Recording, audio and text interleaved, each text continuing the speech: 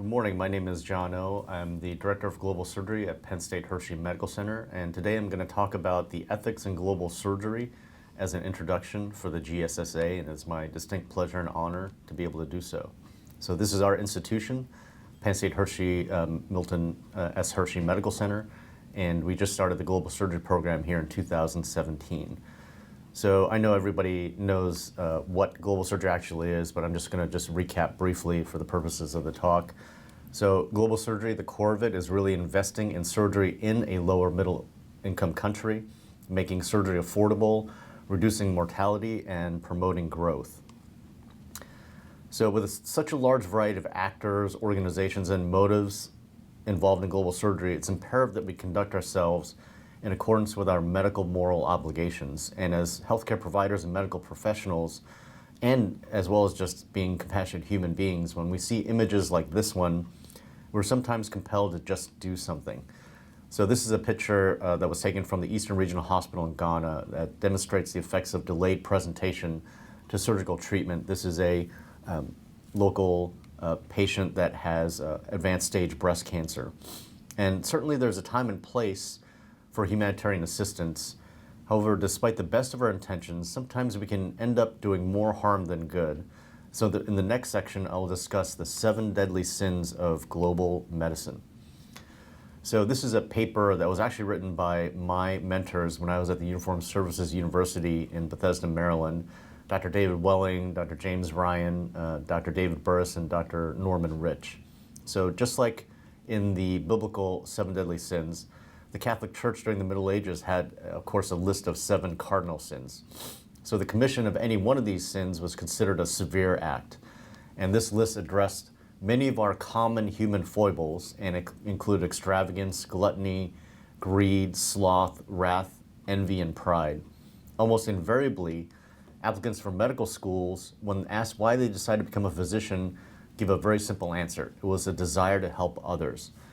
The 7 deadly sins are the traps of being there just to do something in the guise of humanitarian medicine. So humanitarian missions expose caregivers to potential accidents, diseases, assaults, and requires much sacrifice in terms of time, money, and equipment. So we really need to ensure that the risk to self is well spent. So we're going to talk about the first deadly sin, leaving a mess behind. Furthermore, as a matter of utmost importance in performing humanitarian care, we must take into account both the long-term health and welfare of the patients as well as the health and welfare of the host nation and ensure that the safety and sustainability of our work is ensured. So leaving a mess behind. When you do large and complex cases, these should be reviewed and only performed when the team is convinced that that case can be done safely and that the patient will receive good follow-up care when the humanitarian team is no longer on the scene. So this requires a great deal of trust and cooperation with the local healthcare providers and leaders. And ideally, the visiting surgeons should be teaching local surgeons how to do the operation and involve them in the decision-making and operative care. Complications, as we all know, can ruin everything, and the preventable death of a single child can erase the memory of 1,000 successful operations. One surgeon noted that humanitarian surgery can become a form of neo-colonialism, and to avoid falling into the trap of doing what they term surgical safaris and avoiding complex surgery if there's no adequate follow-up or sustainability. I would follow the wise adage that sometimes doing something is not necessarily better than doing nothing. So we'll talk about the second deadly sin, which is failing to match technology to local needs. So this is an error that's often committed when we bring our own surgical teams to a country, when we use our own equipment for familiarity. And sometimes we're then subsequently compelled to leave the equipment behind as a gesture of generosity. Again, these are all good intentions. However, if it is non-sustainable, it's simply a waste of space and money and may actually increase animosity towards these humanitarian groups. So in the 1970s, there was a Dr. Christian Dupuy who volunteered in Southeast Asia for the last 40 years and over time witnessed university programs doing things like teaching endoscopy skills to Laotian surgeons who have no access to an endoscope. Avoid the temptation to be the first to do something, because then it simply becomes more about bragging rights than about actual humanitarian care. The third deadly sin of humanitarian care that we'll talk about is failure of cooperation. So this is the concept of competitive humanitarianism. Instead of cooperating, we become compelled to perform the most operations, pull the most teeth, vaccinate the most people.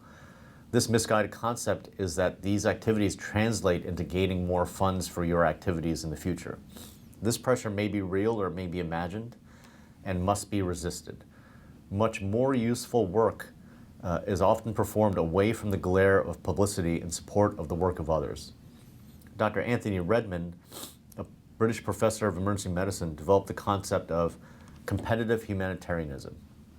He stated that competitive humanitarianism is destructive and a very wasteful use of resources, both human and material. Again, there can be pressure, either real or imagined, to be seen to be doing something in the eyes of those who have sponsored the team. Again, this must be resisted. And again, much more useful work can be done away from the glare of publicity in support of the work of others. So deadly sin number 4 is failing to have a follow-up plan. A good humanitarian mission requires follow-up, continued dialogue, and assurance that real progress is made. This is best accomplished by a long-term partnership with a limited number of regions versus having multiple short-term engagements over a large swath of continents such as Africa. So I'll give you an example. One of the authors of the 7 Deadly Sins of Humanitarian Medicine was involved in a mission called Operation Red Flag to northern Cameroon. This mission lasted a month, involved several hundred medical personnel and military personnel.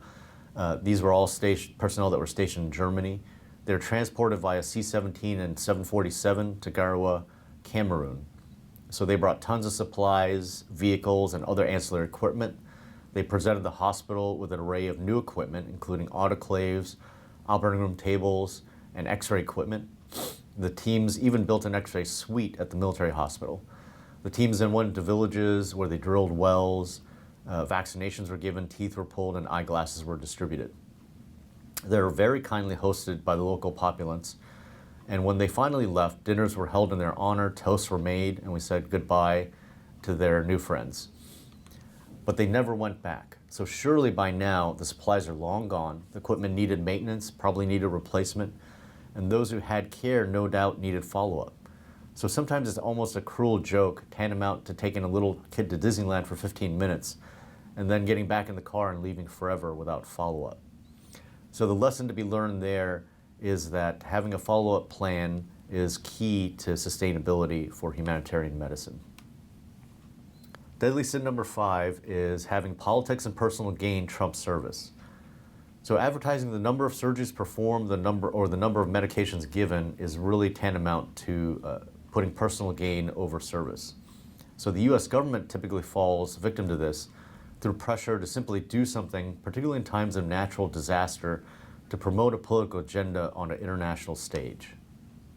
So going along with this is deadly sin number 6, which is going where we are not wanted or needed. So anecdotal stories of medical teams arriving at the scene, particularly of a disaster situation, without proper coordination or clearance and getting stranded at airports and seaports abound. This results in adding to the problems of an already beleaguered nation. Along with this, arriving to an area with an invitation but being a poor guest is just as damaging. So arriving to an area without humility or conducting unilateral research on a vulnerable patient population can leave an area worse off than when it started. The pressure to do something immediately, however, can be considerable.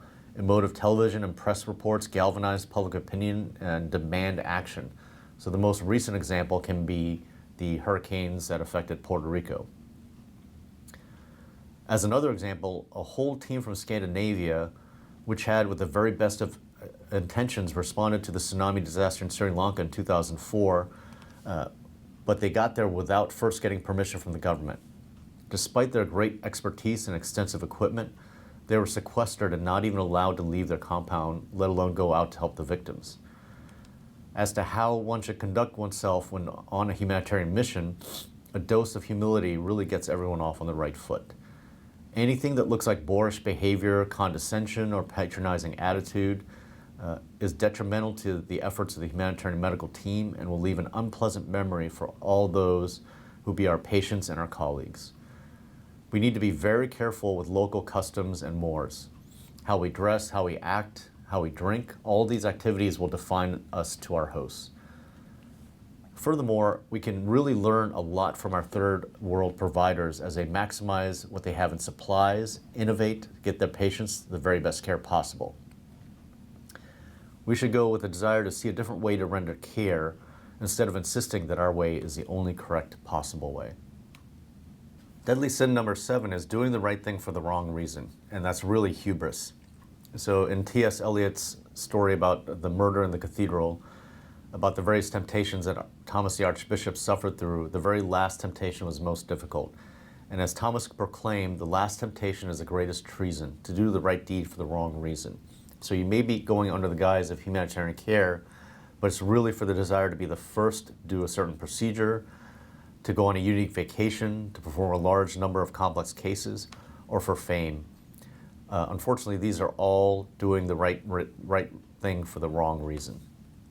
So those were the 7 deadly sins of humanitarian medicine. I'm going to go over some of the pitfalls of volunteerism.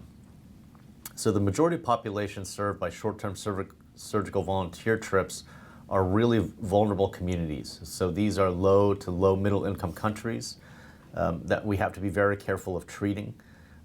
We have to consider whether or not we're actually doing things under appropriate informed consent, that we're not utilizing unauthorized photographs without permission. And really, we have to be very cognizant about providing suboptimal care. We have to ensure that our volunteers actually are well trained and prepared to go into this sort of environment. We have to make sure that if we do bring trainees, that they're under supervision, and providing insufficient communication about understanding diseases, causes, and treatments that are already endemic to that community is really providing suboptimal care. So these communities really need to be protected against poor care given to poor people. So medical personnel should act in their patients' best interest, just like we would do here in this country. And we also have to remember that burdening our hosts with foreign trainees can be distracted from local teaching as well as patient safety. Short-term assistance in the setting of unmet clinical need can also foster dependence on foreign aid. So communities that receive short-term aid do not actually change their own health-seeking behaviors, and this was from a study done in 2009 where perceptions of short-term medical volunteer work in Guatemala showed that these communities actually became dependent on these short-term medical missions and did not otherwise seek health care.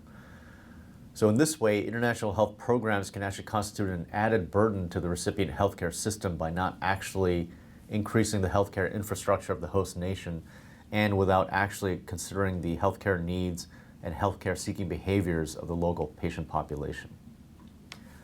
So when volunteering for these missions, we also have to ensure that good follow-up care is in place. So we have to ask these sorts of questions, particularly when doing complex surgeries. What type of surgeries are being done? What type of follow-up care, most importantly, is required? What type of follow-up care is available once that humanitarian surgical team leaves? How can follow-up care be improved? And for that matter, how can the care rendered by the humanitarian team actually be improved for the future missions? And who deals with the complications that occur? So a great example of this is Operation Smile, which is a very well publicized international surgical group that is sponsored by many high-power institutions. They do a very complex surgery, and they have to make sure that the complications are well cared for. These children's palates can collapse, they can have post-operative bleeding complications, etc., and the host nation has to be able to manage these when the humanitarian surgical team is not there. Finally, how will healthcare information about the patient be appropriately distributed, maintaining privacy and respecting privacy, and ensuring that appropriate informed consent is obtained so they fully understand what the risks and benefits are for these types of procedures. So another potential pitfall is triaging patients. And this is actually difficult even in the best of circumstances within our home nations. So how are triage decisions impacted? So what is the volume of patients? What is available medical equipment? What are the available medical personnel? Is the triage process transparent? So are the stakeholders in agreement with the process? In other words, a host nation. How do you select the patients that are going to get a limited number of surgeries if there's a large volume of patients? I think it'd be best if the local providers and local government are actually involved in that decision-making process. Because we have to, at the end of the day, you have to make sure that this asset is distributed equitably. And then how do you measure outcomes, such as the number of patients seen, which will affect the triaging process? In other words, we want to ensure quality over quantity. So these are some basic principles to follow for global surgery missions. Number one, there needs to be a mission statement. So there needs to be a purpose, there needs to be a motivation, there needs to be goals that are well defined. There needs to be collaboration.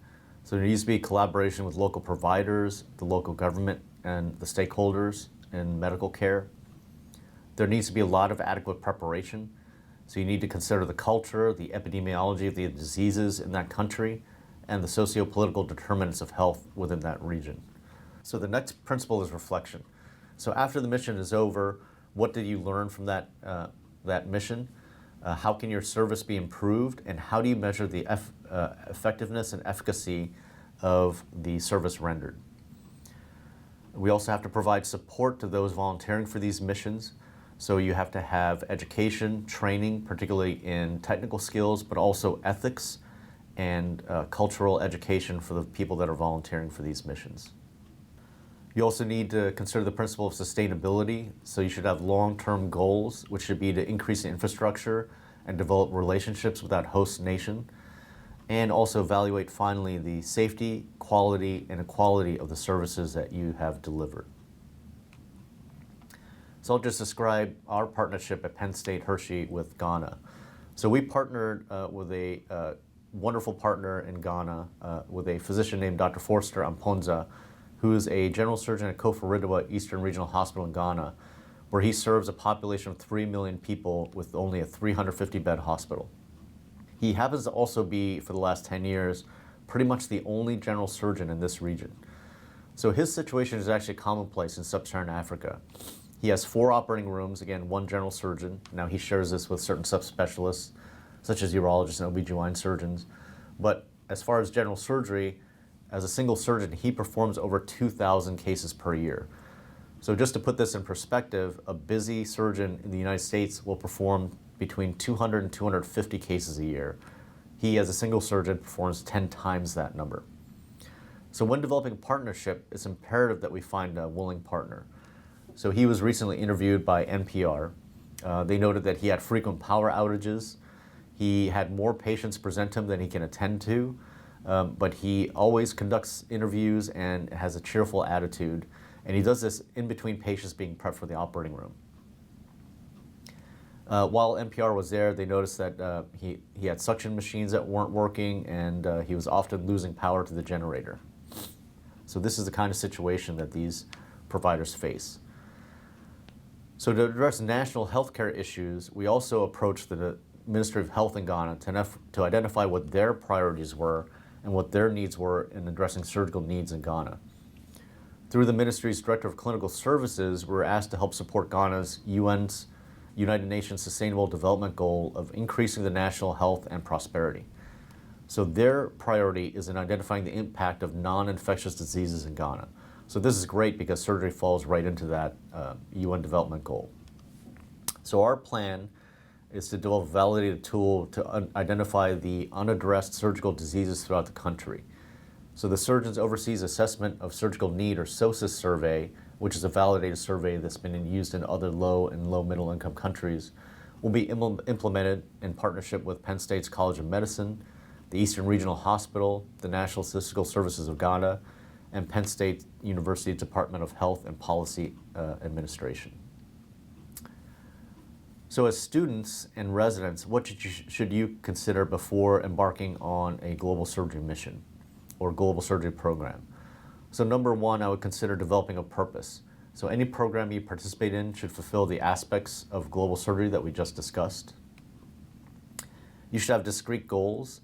Is your goal research? Is it quality? Is it process improvement? Is it clinical care, or is it ethics? Any one of these is appropriate, but ensure you have a discrete goal in mind. And then ensure there's follow-up. So you can help develop tools to measure progress. improve the care that's rendered and also improve the efficacy of the care that's delivered. So thank you for your time. It was an honor to actually speak on behalf of Penn State Hershey Medical Center for the global surgery curriculum. Thank you.